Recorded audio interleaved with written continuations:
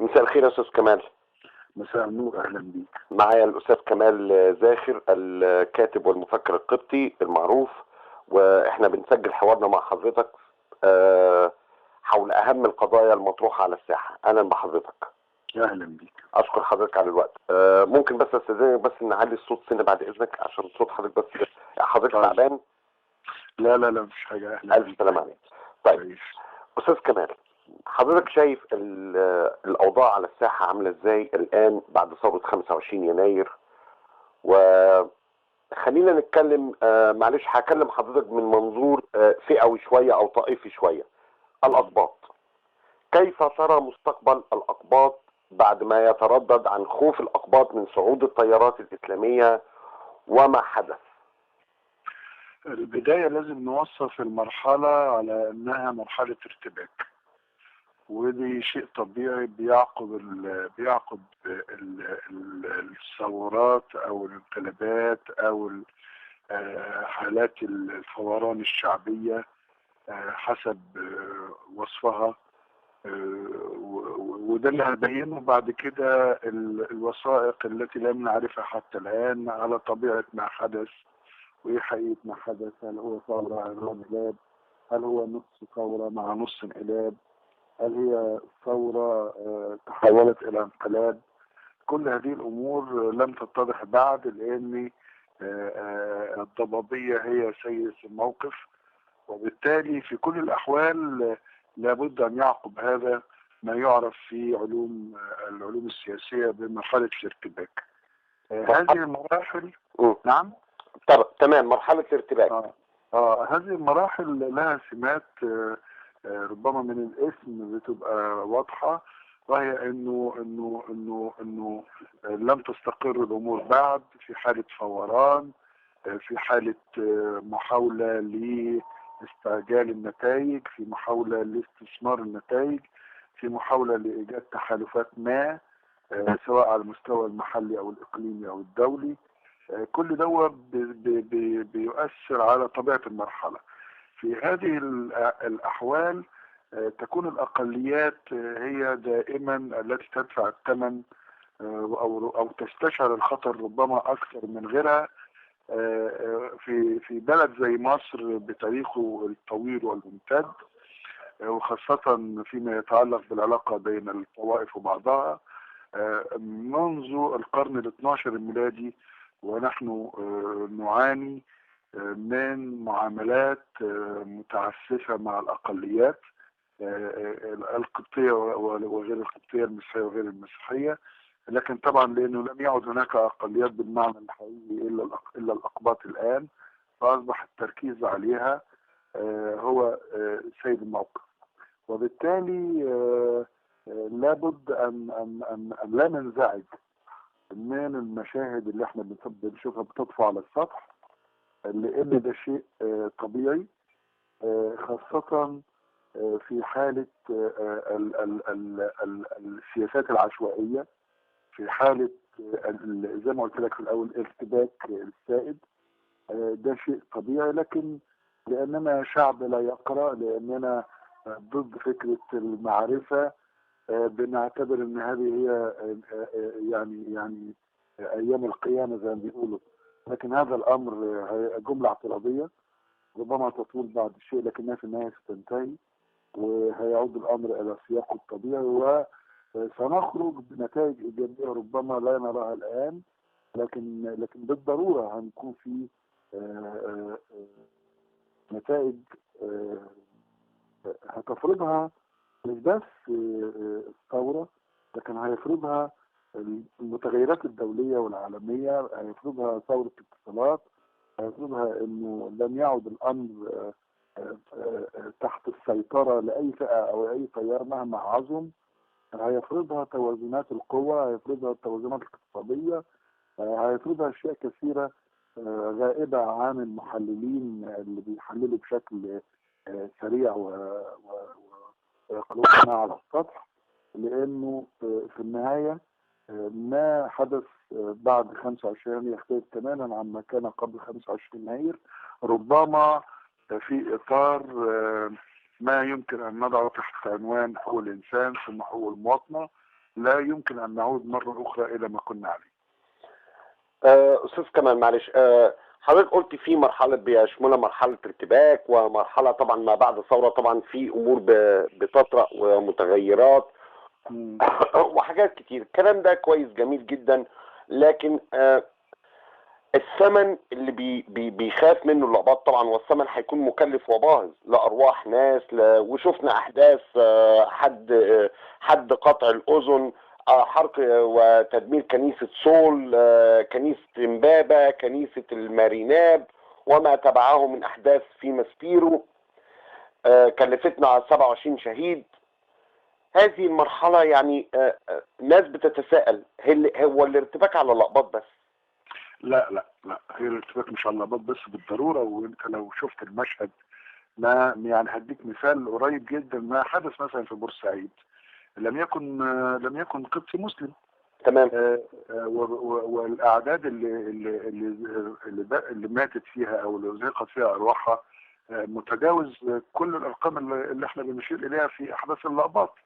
دي حاجه. الحاجه الثانيه، مش عاوزين ننسى انه لم تستجد احداث الاقباط.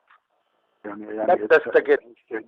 استهداف الاقباط لم يتم استحداثه بعد 25 يناير. بس كان المفروض ان هو ينتهي يعني بعد هو دي بقى، هي دي احنا كنا مثلا بنأمل انه ما شاهدناه من مشاهد اندماج وطني ومن اعادة اكتشاف المعدن المصري، ودي صور لم تكن مصنوعة في التحرير وفي غيره ما بين المسلمين والمسيحيين بشكل تلقائي وطبيعي.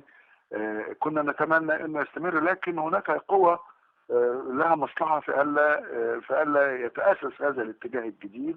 هذه القوة هي ما هي نقدر نعتبرها يا أستاذ كمال مثلا، هل هي هذه القوة طابور خامس يعمل لصالح دول عربية أخرى داخل؟ لا، بص، أنا مش عاوز أقفز إلى النتائج بسرعة وربما نقول كلام يعني يدغدغ مشاعر الأقباط أو كده، لكن خلينا نقرأ المشهد كما هو. يعني أنت لديك قوة وتيارات راديكالية إسلامية متطرفة، لديك تنظيمات جهادية عنيفة. هذه ليست جديدة على الساحة يا أستاذ كمال. طبعا هذه كانت موجودة يعني، ولم تمت، لكنها وجدت فرصة سانحة في مرحلة الارتباك والفوضى انها تقفز بكل تنظيماتها وبكل ترتيباتها وبكل اجندتها المدروسة والمدعمة. طبعا بالضرورة مدعمة اقليميا، لان حتى اقليميا مش بس مدعمة دينيا، ولكن مدعمة من دول اقليمية لها ما يمكن ان نسميه طار بايت مع مصر من ايام محمد علي، عندما جرد حملة بقيادة ابنه ابراهيم باشا لتأديب بدو الصحراء في الخليج في الدراية والسعودية وكذا. وبالتالي هذا الثأر ما زال لديهم، وبالتالي هم يريدون ان يرثوا هذا الثقل الاقليمي اللي مصر فيه، واللي هي كونته بتاريخها وحضارتها وكذا. لكن طبعا ده كله بيتجمع في النهاية لصالح هذه القوى الراديكالية اللي انا قلت لك عليها. بتستغل العاطفة الدينية الموجودة في الشارع المصري، بتستغل الأزمة الاقتصادية، بتستغل مطامع الإقليمية. ما تنساش إن جنبينا العدو التقليدي إسرائيل، واللي فيه قنوات مفتوحة مع هذه الدول في الخليج، وله يعني علاقات معلنة معهم. وبالتالي نحن لسنا بعيدين عن المشهد الإقليمي. بالتالي ان انا مش عاوز ادي الامر حجم اكبر من حجمه، لان احنا بنقراه في اطار او في معطيات مرحله الارتباك. لكن عندما تنتهي هذه المرحله بالضروره هناك امور كثيره سوف تتغير. انا عاوز كمان اطمنك ربما او اطمن الشارع القبطي تحديدا انه رب ضارة نافعة، لانه عندما كانوا هؤلاء في الظل كانوا يصرخون انهم مضطهدون وانهم مستهدفون من النظام، وانهم لو جاءوا الى الحكم سوف ياتوا معهم بالحلول الطوباويه والالهيه وكذا. ولكن في الفتره القصيره الماضيه اتصور ان هذه الطيارات قد خسرت كثيرا من رصيدها لدى الشارع المصري. ده سؤال، معلش سوري ان انا قاطع حضرتك. نعم. هل تعتقد استاذ كمال بان هذه الطيارات كونها ان هي كانت الاول في الظل وتعمل في الظل وتردد مقولة الاضطهاد الخ صعودها وظهورها في الضوء قد اظهر عيوبها على حقيقتها؟ لكن شوف، انا هوحي لك الى احد المؤشرات وربما البورصة في الاراء فيما يعرف بالفيسبوك. تمام. واقرا التعليقات. مش عاوزك تقرا التعليقات اللي الشباب العباط لانها يعني مجروحه حماسيه، لكن انا عاوزك تقرا التعليقات التي لشباب مسلم وتشوف هم بيوصلوا لايه. عاوزك تشوف المواقع المفتوحه وتشوف التعليقات اللي بتيجي شكلها ايه. عاوزك تقرا الجرايد العاديه المصريه وتشوف ايه اللي بيتكتب فيها. الصدمة من الممارسة ربما هي المسمار الكبير الذي يبقي في نعش هذه التيارات بما لم نكن نستطيع أن نفعله على مدى 100 سنة. لأنه في النهاية شفت الممارسة اللي تمت في مجلس الشعب وفي مجلس الشورى أيضا في الجلسة الأولى. قد إيه هم لا يملكوا رؤية لحلول، ولكن هو كل ما لديهم هو محاولة دغدغة المشاعر، استثمار الدين، استثمار العاطفة الدينية، التمسك بالشكل دون الموضوع، التخبط في الصدامات والصراعات حتى بينهم وبين بعضهم، عدم استيعابهم لمفاهيم الديمقراطية ومحاولة فرض الرأي حتى بينهم وبين بعضهم. هذه الأمور كلها هي احد ربما الرهانات التي سوف تكشف هذه التيارات. واتصور لو اعيد الانتخاب مره اخرى لن يصلوا الى هذا الرقم اللي وصل اليه. ويمكن عندنا مؤشر شفناه بنفسنا انه الاقبال على انتخابات المجلس الشورى لم يتجاوز 6% بحسب الارقام الرسميه المعلنه. وده بيأكد لك على حاجه، انه القدره لديهم على الحشد لم تتجاوز 6% من الشارع الانتخابي.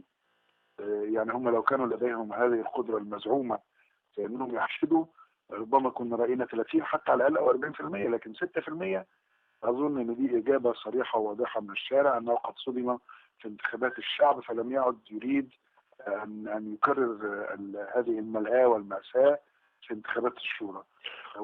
قد يرد واحد من اللقبات يا أستاذ كمال ويقول لحضرتك مش مهم قوة ولا مش قوة، عندهم قدرة ولا مش قدرة، هم وصلوا وبقى أمر وأصبحوا أمر واقع ونحن أمام مستقبل غامض. يعني تخوفات الأقباط أنا طبعا تخوفات الشارع. لا هو طبعا بص، التخوفات دي ليهم هي تخوفات مشروعة بداية. يعني خليني أقول لك إنها تخوفات مشروعة. تمام. لكن خد بالك إنها تخوفات من شارع أيضا لم يمارس السياسة، كان إلى حد كبير وربما إلى ما قبل 25 يناير إلا قليلا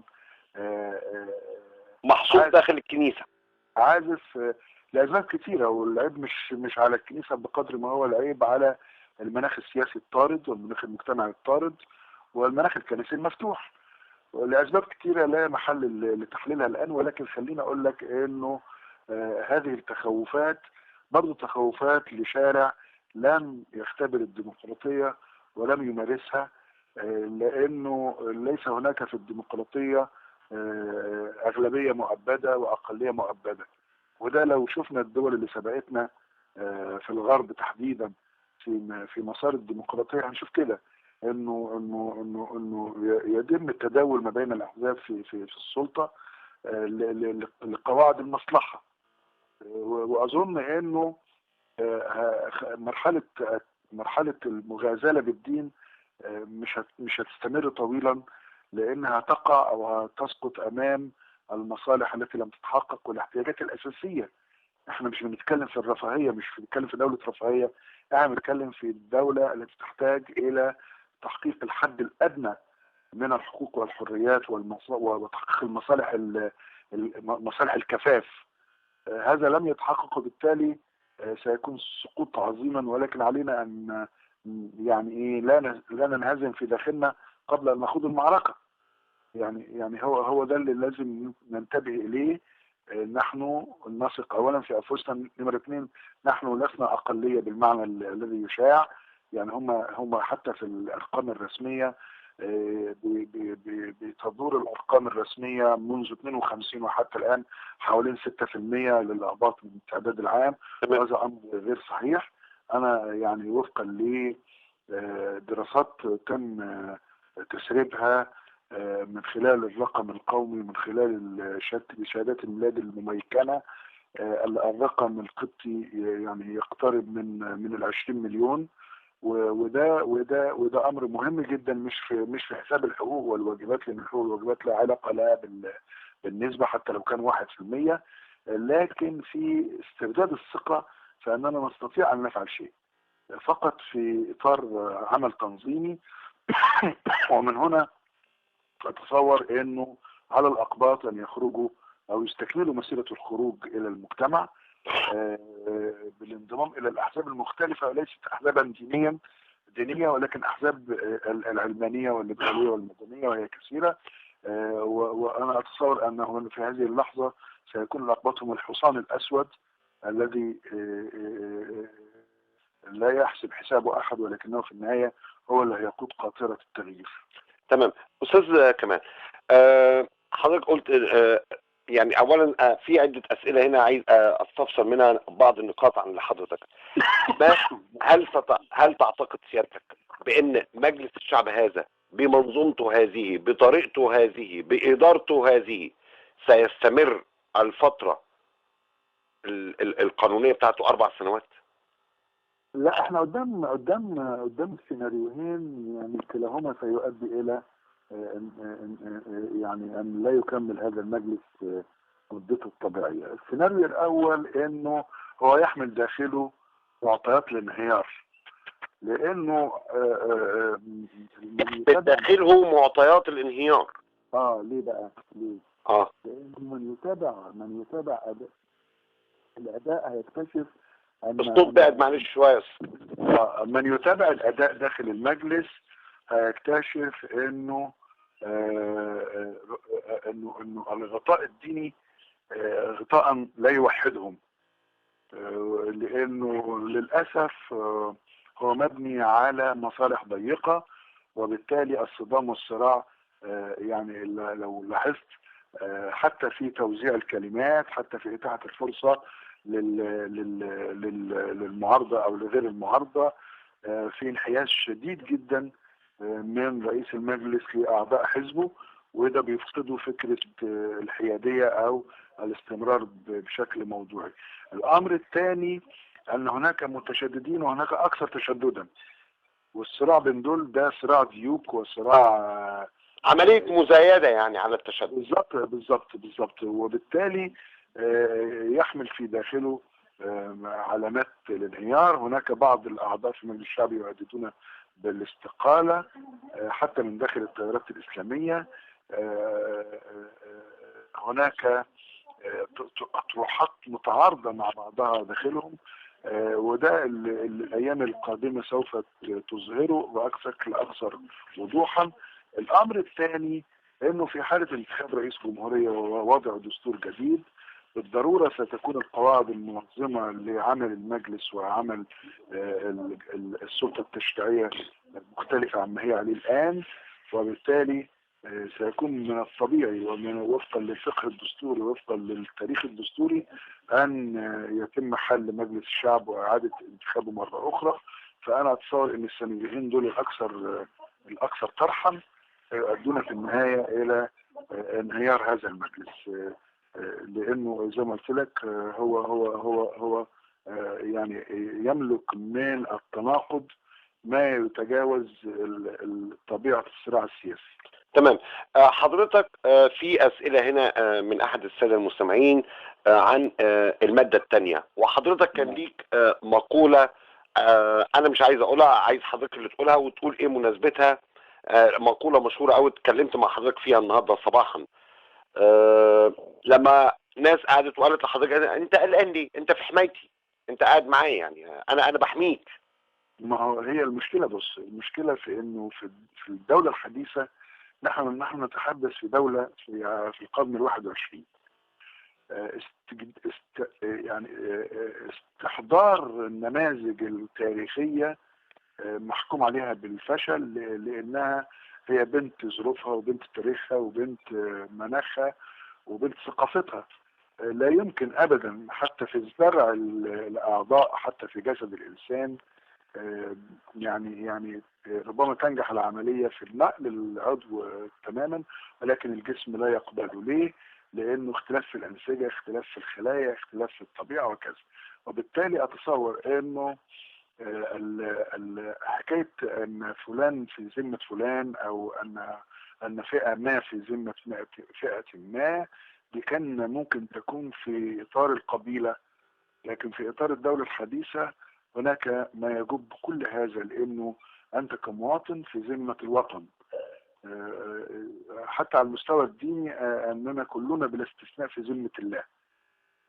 وكنت قلت يمكن تعليق على من يصرون على أن يكون الأقباط في ذمة المسلمين، أن إذا كانوا يصرون على هذا الأمر، فأنا أستدعي التعبير المصري الظريف أنه إذا كانوا هؤلاء في ذمة أصر المسلمون أن يكون الأقباط في ذمتهم بالمعنى الحصري، فبالتالي سيكون الوطن في ذمة الله.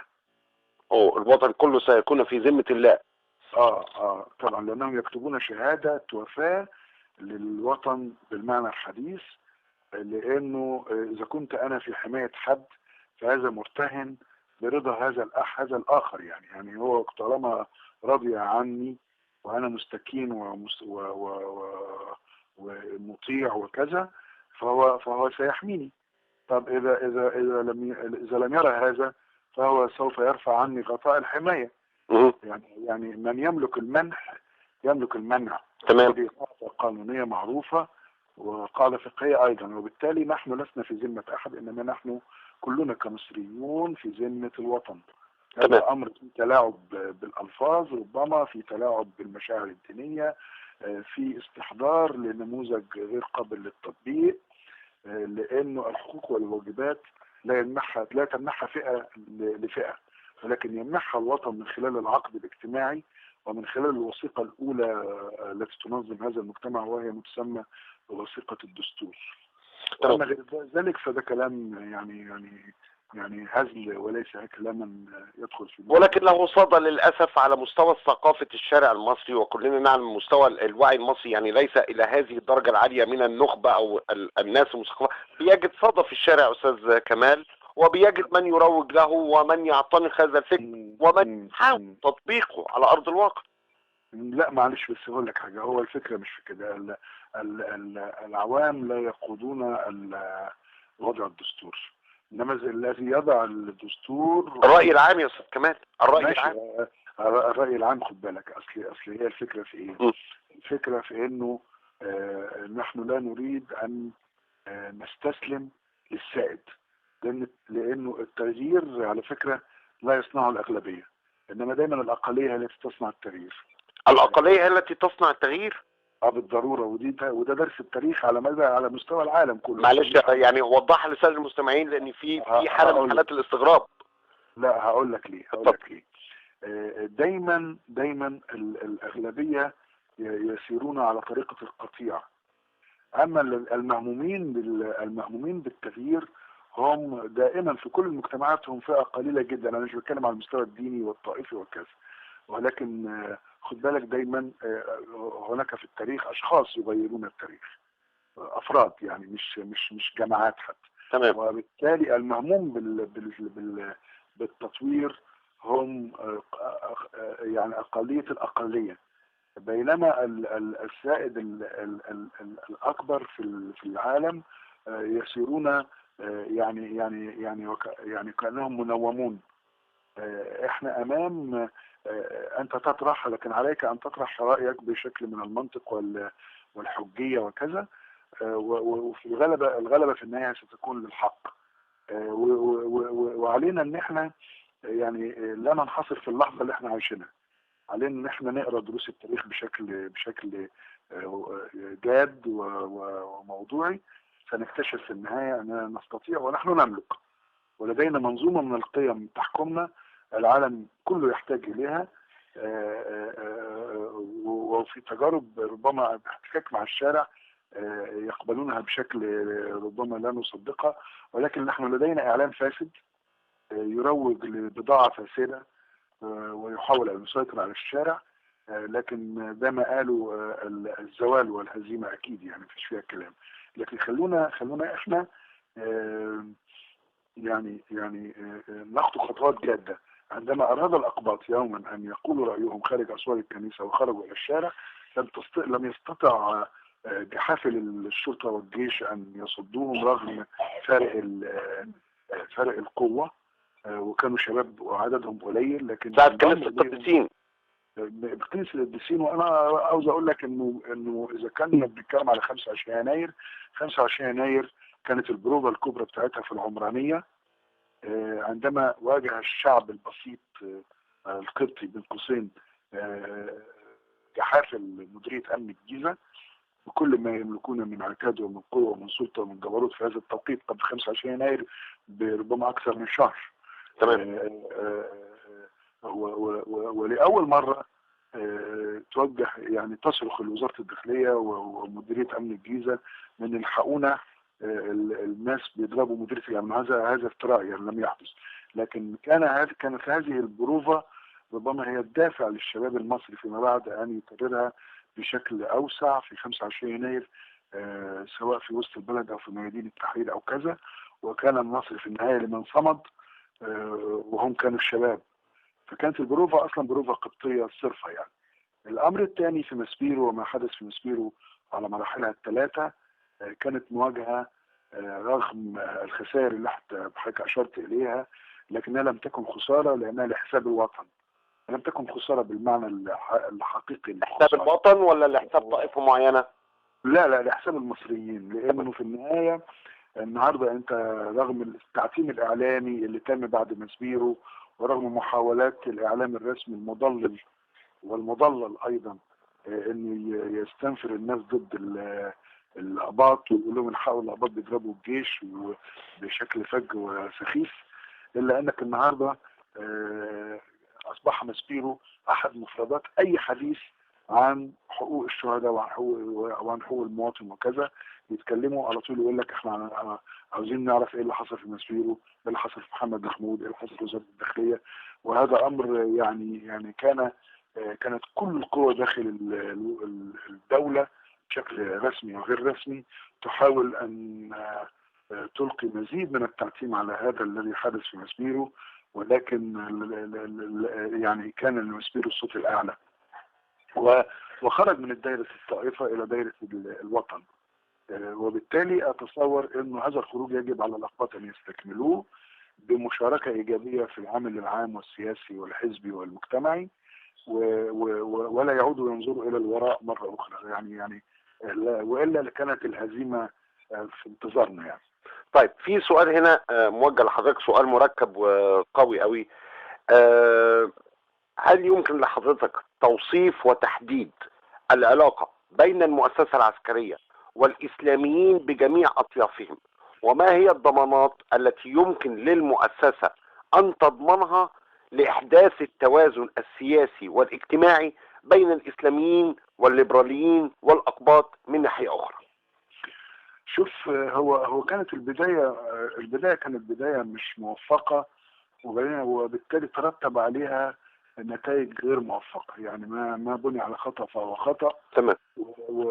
لكن هي خليني ابتدي الاول يعني من نقطة البداية. عندما جاء الجيش ويعلن بحسب بياناته يعني انه يساند الثورة وكذا، اتصور انه كان يلتقي مع الثورة في نقاط اتفاق على رأسها ان المؤسسة العسكرية كانت ضد التوريث، ولكن لم تكن ضد التوريث بالمعنى المطلق، ولكنها كانت ضد التوريث كأنه سوف يخرج بمؤسسة الرئاسة من المربع العسكري إلى المربع المدني.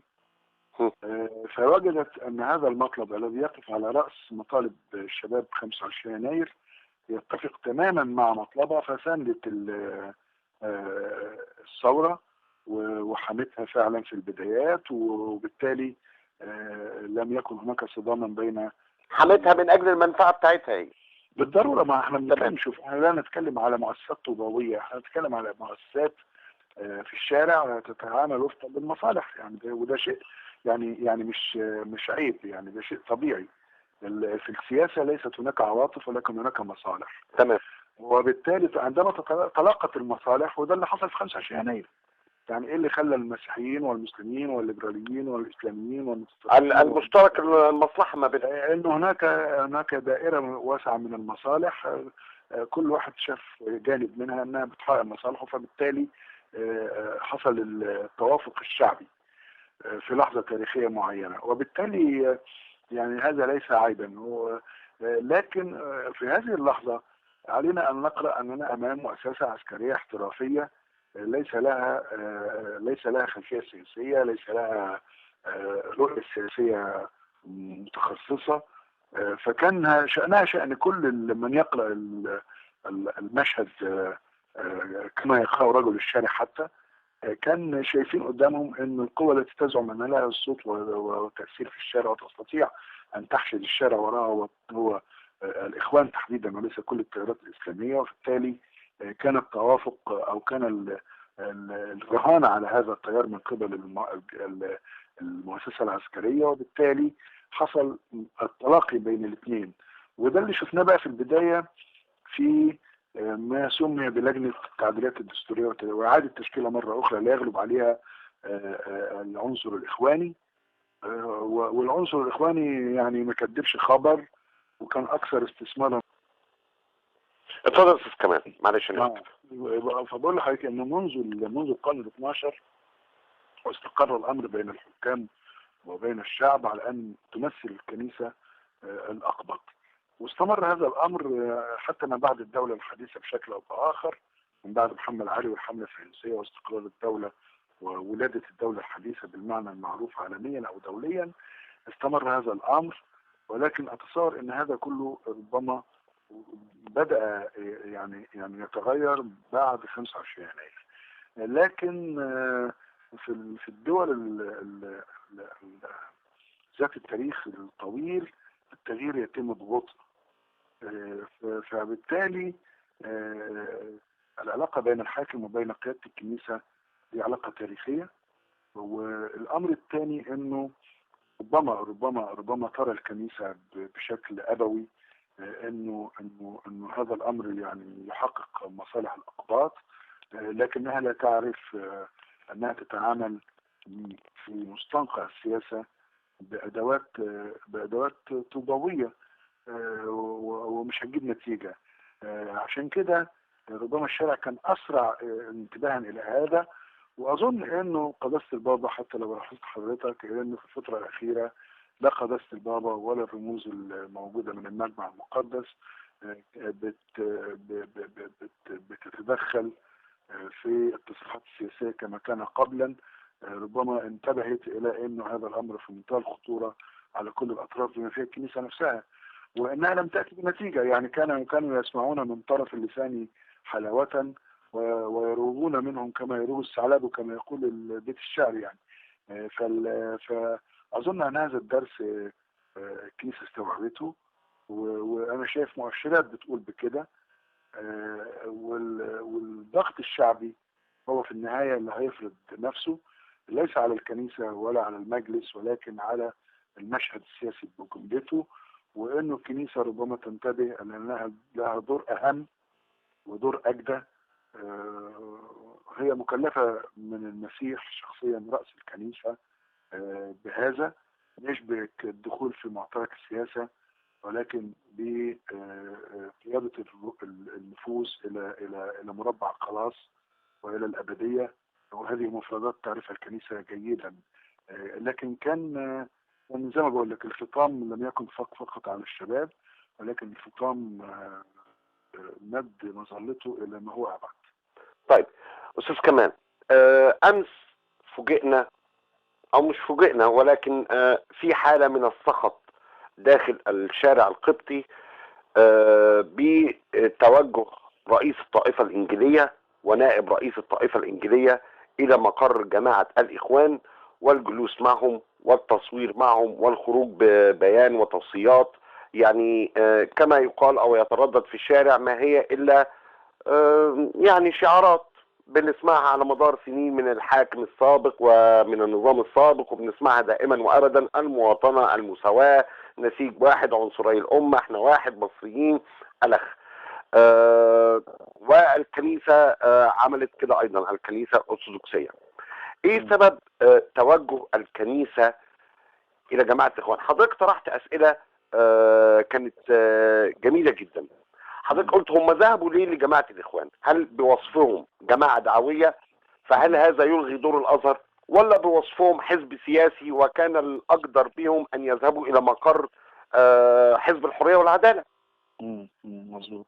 طب إيه رأي سيادتك في يعني ما هو السبب الذي تراه وراء توجه الكنائس والطوائف للحوار مع الإخوان؟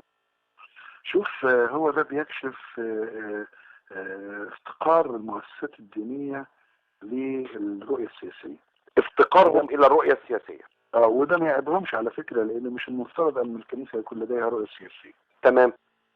وبالتالي نحن نتعامل مع بقايا في ثقافة لم يعد لها مكان، ولا يختلف هذا الرؤوس على الإنجليين عن غيرهم، لأنه واضح أنها ثقافة مصرية. يعني دي هي بتحمل مؤشرات في منتهى الخطورة، إنه ربما خطوة استباقية لتقديم أوراق اعتماد للحكام الجدد، وده أمر في منتهى الخطورة. يعني ما كان يجب أن يتم بهذا الشكل الفج او باي شكل من الاشكال. وده بيكسبهم مشروعيه بس كمان.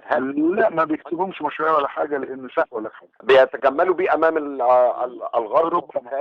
ربما هو مناوره، يدخل في اطار الاستخدام في المناوره السياسيه. تمام. لكن لا يكسبوا مشروعيه ولا حاجه، لان المشروعيه يعطيها القانون والدستور. جمعيه الاخوان المسلمين حتى الان جمعيه غير شرعيه، حتى لو حاولت ان تجمل شكلها وتستند الى القوى السياسيه في الشارع اللي هي اكتسبتها، او الشرعيه البرلمانيه اللي اكتسبتها، لكن هي في النهايه ليس لها شرعيه دستوريه ولا قانونيه، لانها جمعيه يعني لا تتبع اي جهاز من اجهزه الدوله، ولا تريد ان تسجل ولا تريد. بالضبط. وبالتالي الشرعيه ساقطه ما لم يكن شرعيه وضع اليد. يعني الفرض الامر الواقع، هذا امر يعني محكوم عليه بالزوال من اجلا او عاجلا. لكن انا بتكلم في اطار الكنيسه، هذه الخطوه غير مبرره وغير مفهومه، وخسائرها اكثر من مكاسبها. لو قرناها بالرؤيه السياسيه، لو قرناها بالرؤيه الروحيه، هي تاتي خصما من دور الكنيسه الاساسي. لماذا؟ يعني هل هي إذا كانت تريد أن تتعامل مع القوى السياسية، فهل سنشهد مثلا زيارة مستقبلية لحزب النور مثلا، أو لأحزاب الكتلة المصرية، أو حزب التجمع، أو حزب الوفد، أو كذا؟ أتصور أن هذا الأمر يعني أوقعها في مأزق، يعني هتتعب قوي عقبال ما تخرج منه. الأمر الثاني ده بيؤكد أنه دايما رهانات المؤسسة الرسمية الكنسية، سواء كانت إنجيلية أو غيرها، هي رهانات خاسرة، لأنها مش مبنية على دراسة، إنما هي مبنية على ربما انتهازية سياسية. من قبل مين كمان؟ من قبل الكنيسة الإنجيلية، أو من قبل قيادة الكنيسة. أنا مش عايز أتكلم عن الكنيسة الإنجيلية، لكن أقول يعني من قبل رجال الدين. لا، القيادة الكنسية الإنجيلية، القيادة الكنسية الإنجيلية هي الآن بتقدم لنا نموذج فج للانتهازية السياسية. ما كان يجب عليها أبدا أنها تقع في هذا المأزق بخطرها، يعني أو بإرادتها، لأسباب كثيرة، منها ما هو روحي، منها ما هو سياسي، ومنها ما هو مجتمعي. لأن الرسالة المتضمنة في هذه الزيارة بتهدر العمل المؤسسي. كان يجب أن إذا كانت الكنيسة الإنجيلية تريد أن تبني الطوبة أو تضيف طوبة ولبنة في جدار بناء الثقة بين المؤسسات الدينية، كان عليها أن تتجه إلى مؤسسة الأزهر، خاصة وأن مؤسسة الأزهر في عصرها الجديد مع قيادة فضيلة الشيخ الدكتور أحمد الطيب قدمت مبادرات مدنية رائعة في 3 وثائق. هل تشعر بالاطمئنان تجاه أستاذ كمال؟ نعم. هل تشعر بالاطمئنان تجاه وثيقة الأزهر مثلا المدنية؟ طبعا لان شوف ما جاء في صياغه الوثيقه يحمل اشارات رائعه في اتجاه تثبيت مبدا الحريات العامه، وخاصه عندما تتكلم عن حريه الابداع بهذا التوضيح المهم جدا في الوثيقه.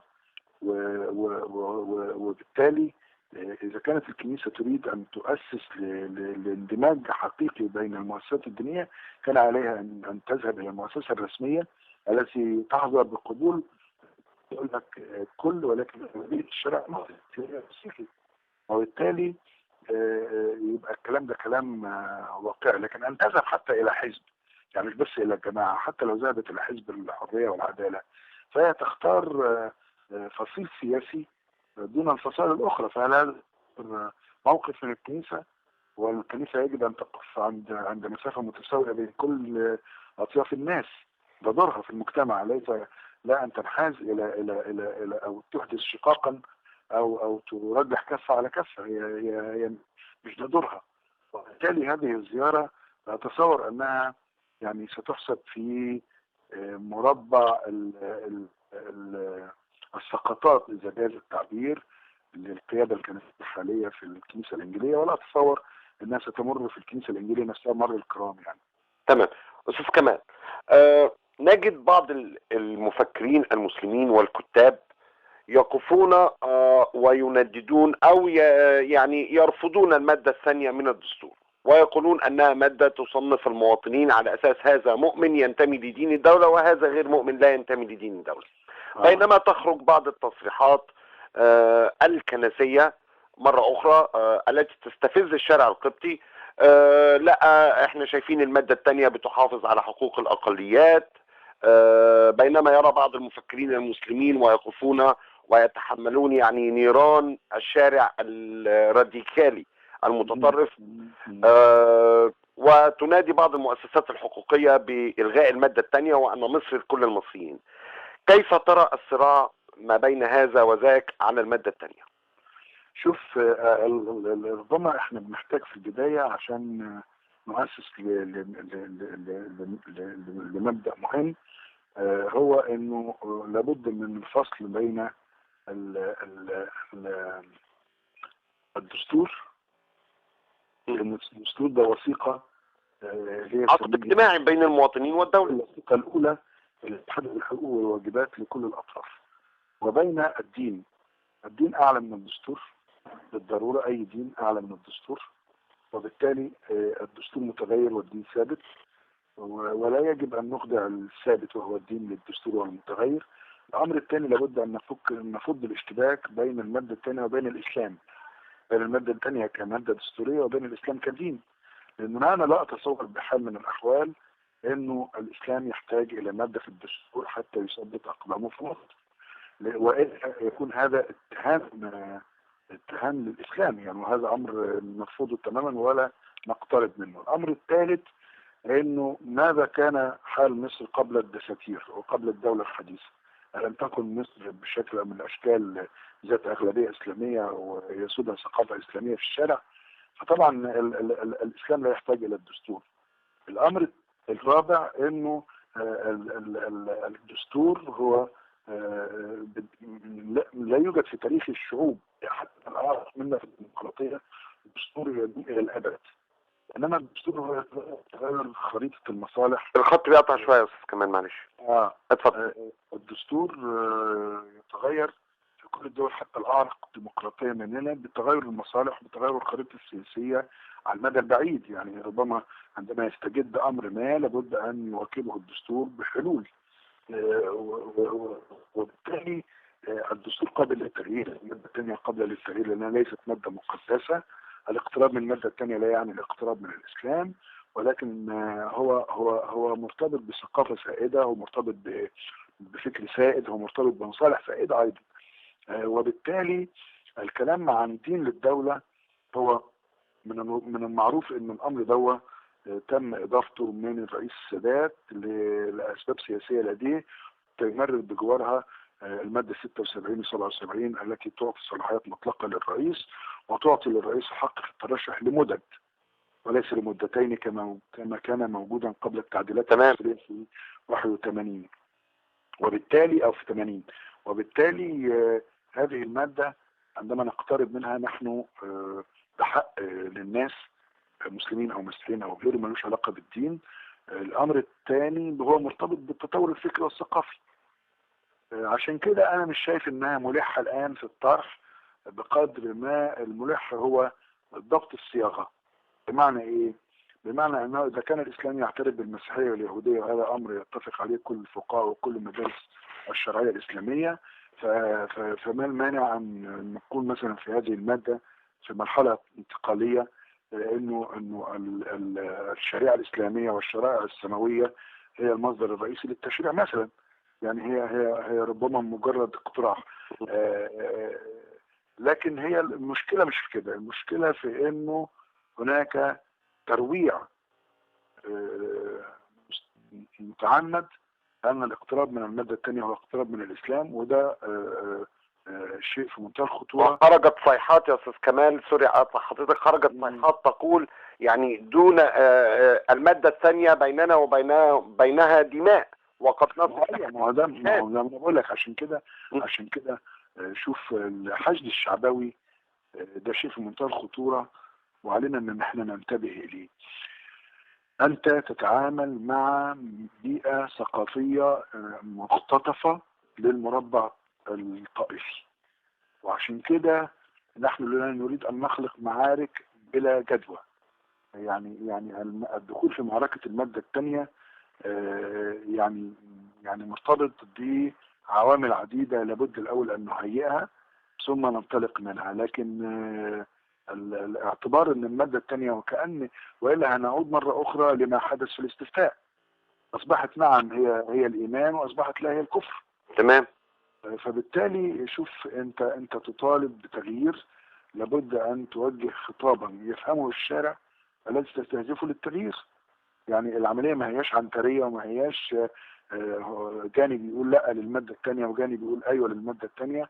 انا متصور انه لدينا ما هو اهم، ولدينا يعني معارك ممتدة لن تنتهي اليوم او غدا او بعد السنة. نحن لدينا وطن ينهار ربما يحتاج الى تكاتف اكثر. المادة الثانية ليست احد البدائل المطروحة، لان دي تستنزف كل القوى السياسية المعتدلة، وهنخرج منها بجروح غائرة ربما يدفع ثمنها الوطن من سلامه وامنه ومستقبله. بس احنا شايفين على الطرف الاخر استاذ كمال، وحضرتك اكيد كنت متابع هذا الموقف، قضايا العائدين الى المسيحية بيقف فيها المحامين الخصوم من الاسلاميين يقولون بان المادة الثانية من الدستور لا يحق لها العودة الى المسيحية. هذا كلام، بس خد بالك حتى مع هؤلاء القضاء لم يأخذ بهذا الكلام. تمام. يعني احنا لدينا نماذج القضاء. اتفضل يا استاذ كمال. نستكمل مع بعض. كنا بنتكلم عن ازدراء الاديان وتوجيه التهم الى الباشمهندس نجيب ساويرس والفنانين والدعاة. شوف هو ده برضو يعني ده منتج طبيعي لمرحله الارتباك اللي انا كنت اتكلمت عليها الاول. نمره 2 يعني ده محاوله لفرض حاله من حالات الارهاب تحت وابل من الاحكام، او محاولة استصدار احكام تعمل حالة من حالات الرعب لدى المخالفين لهذه التيارات الراديكالية. لكن ربما ما يطمئن ان ما صدر من احكام حتى هذه اللحظة جاء مخيبا لامال هؤلاء، وجاء تأكيدا لسيادة القانون. لانه المحكمة حتى في مصدراته من احكام فيما يتعلق بالباشمهندس نجيب ساويرس كانت قاطعة وحاسمة في أنها رفضت الدعوة أصلا. يعني لم تحكم في الموضوع من غير ذو صفة، لأنه مرفوع من غير ذي صفة. يعني رفضت الدعوة أصلا. وده يأكد لك أنه ما زال هناك أمل في منظومة القضاء إلى حد كبير، وعلينا أن احنا نحمي هذه المنظومة من الاختطاف. وده ما يخوفناش، بالعكس ده بيؤكد انه لدينا قانون وعلينا ان احنا نتمسك بهذا القانون ونتمسك بهذا الحق. فانا مش قلقان من الناحيه دي، لان خاصه انه في في مرحله سيطره الاعلام يسعى كثيرون الى الدخول في دائره الاضواء، لانها كفيله بانها تصنع شو اعلامي وشهره ربما وكذا، وبالتالي يعني انا مش قلقان من ده، لان دي يعني زي بالظبط كده الريم اللي بيبقى على سطح الاكل في مرحله الاعداد والغليان، لكن ست البيت الشاطره بتجيب مغرفه وتروح شايله الريم ده كله ورمياه. احنا ان شاء الله هنصل الى هذه المرحله اجلا او عاجلا. يا رب امين. نكون حضرتك معلش متفائل ولا متشائم؟ انا بطبعي يعني متفائل لاسباب موضوعيه. بطبعك، لكن كيف ترى الاوضاع على الساحه؟ هل تجعلك تتفائل ام تتشائم؟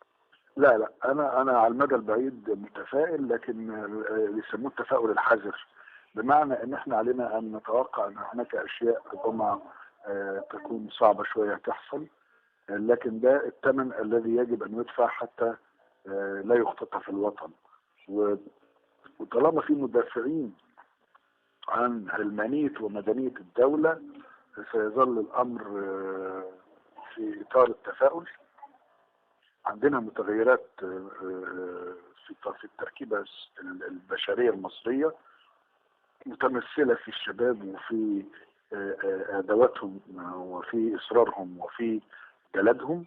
عندنا متغيرات على المستوى الدولي لم نعد فيها بمعزل عن العالم، وبالتالي ليس فقط المغالبة في الشارع السياسي هي اللي هتكون لها الكلمة العليا، ولكن هناك عوامل كثيرة بتتجمع لصالح وطن لكل المصريين. تمام. نتمنى ان يكون اراء حضرتك وتفاؤلك ده معنا. سؤال اخير يا استاذ كمال، كيف ترى الخطاب الديني المسيحي وردود فعل الاقباط تجاه ما يحدث عليه من اعتداءات؟ انا شخصيا وانقل لحضرتك رؤيتي الشخصيه ان انا شايف ان في سلبيه، يعني حتى حاله الدفاع عن النفس غير موجوده. حاسس ان في انهزاميه واستسلام، لأن يحرق منزلي، لأن تحرق محلاتي، لأن يختطف ابني. كيف ترى الخطاب؟ لا شوف، هو خلينا نفرق بين حكاية رد الفعل العنيف اللي الناس بتنتظرها، وبين الصراع من أجل تأكيد مدنية الدولة وبالتالي حقوق العباد جزء من مدنية الدولة. الخطاب الديني بطبيعته، خصوصا الخطاب الديني المسيحي، هو خطاب سلامي، يعني لم يجنح الى العنف في اي لحظه من لحظاته منذ جاء مرقس الرسول بالمسيحيه الى مصر في القرن الاول وحتى هذه اللحظه والى قيام الساعه اذا جاز التعبير. تمام. لانه هو بطبيعته كده ما يقدرش يبقى غير كده. لكن هو المطلوب الان ان نقرا المشهد السياسي بقواعد سياسيه مش بقواعد دينيه ايا من كانت. وبالتالي عندما تنتبه الكنيسة لأنها تعود إلى دورها بعيدا عن مغازلة السياسة وأضواء السياسة لأسباب تاريخية معروفة، ربما الصورة تظبط. الأمور لا يجب أن تؤخذ على أن دي حقوق أقباط منتقصة، لكن هي حقوق مواطنين مصريين بين قوسين أقباط، لا تحل على أرضية قبطية، بل تحل على أرضية مصرية.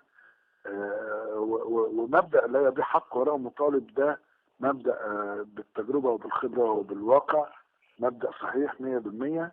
علينا أن نتعلم إن إحنا إزاي نطالب بحقوقنا ونصر على الوصول إليها، وأظن إنه ده مبدأ مسيحي من الألف إلى الياء. أكدوا السيد المسيح أثناء محاكمته، وأكدوا بولس الرسول عندما رفع شكواه إلى قيصر، وأكدته كل وثائق وبيانات حقوق الإنسان العالمية من 48 وحتى الآن، وبالتالي والعهود والمواثيق الدولية. وبالتالي نحن علينا أن نتعلم كيف نقرأ ما هو سياسي بما هو سياسي، كيف نقرأ ما هو حقوقي بما هو حقوقي، ولا نخلط الأوراق. يعني لا نطالب الآخرين بفصل الدين عن الدولة ثم ننغمس نحن في الخلط بين ما هو ديني وما هو سياسي وما هو حقوقي وما هو مدني. تمام. في هذه الحالة هتعود الحقوق لأن دي حقوق مواطن. تمام. أستاذ كمال، شايف الفرق، هناك فرق ما بين الكنيسة أيام جمال عبد الناصر مرورا بعصر السادات مرورا بمبارك؟ هي طبعا بالضرورة هيكون في فرق في توغلها في السياسة، يعني من حيث توغلها. شوف لك حاجة، هو احنا لازم ناخد بالنا انه كل عصر كان له سمات انعكست على الكنيسة. يعني عبد الناصر لم يكن يرى غير المشروع بتاعه الشخصي وبالتالي لم يكن هناك مطروح في الساحة اي معارك جانبية تخرج عن هذا المشروع. فما كانش فيه في هذا الوقت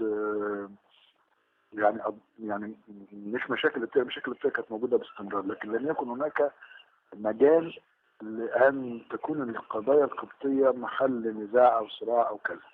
لما جه السادات طبعا بالضرورة كان في متغير في منتهى الخطورة، وهو انه واجه الايديولوجية النصرية واليسارية بايديولوجية دينية راديكالية، ودي كانت اخطر، لانك انت ممكن تختلف مع اليسار، ممكن تختلف مع المسلمين دون ان تتهم بانك تختلف مع الله.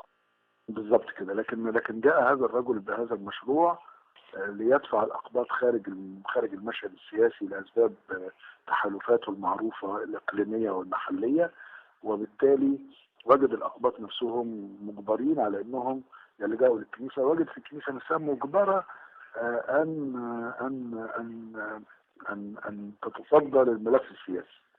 أنا مش بقول إن ده صح ولا غلط، لكن بقدر ما بقول إن اللحظة التاريخية فرضت نفسها عليه. وجدنا دي عصر مبارك لم يكن مختلفا كثيرا عن عصر السادات، وخاصة لك أن تقرأ التواريخ انه السادات اعتقل البابا تحت المسمى مخفف وهو التحفظ.